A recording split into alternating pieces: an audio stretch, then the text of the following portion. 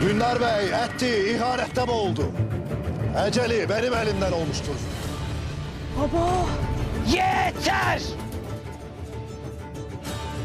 Ve her şey biter. Cümle cihana duyurun.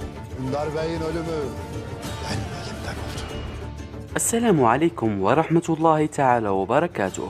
أهلا بكم مشاهدينا الأعزاء في فيديو جديد على القناة. وكما لاحظ الكثيرون بعد انتهاء الحلقة 41 من قناة ATV، فلم تقم القناة بعدها بعرض إعلان الحلقة 42 القادمة كما كان من المعتاد، فيمكن أن يستغرب البعض ويقولون أن الحلقة القادمة تأجلت على الأغلب، وهو ما حدث فعلا، حيث أن الحلقة 42 لن تعرض يوم الأربعاء القادم، وهذا لأن قناة ATV التركية ستعرض يوم الثلاثاء والأربعاء والخميس القادمين مباريات من الدوري التركي لكرة القدم، فلن تعرض الحلقة القادمة من مسلسلي قطاع الطرق وكذلك مسلسل مؤسس عثمان ومسلسل كان يا مكان في تشوكوروفا. وعليه مشاهدينا الأعزاء، فستعرض الحلقة 42 بتاريخ الأربعاء 20 يناير من الشهر الجاري، فتأجلت لأسبوع واحد.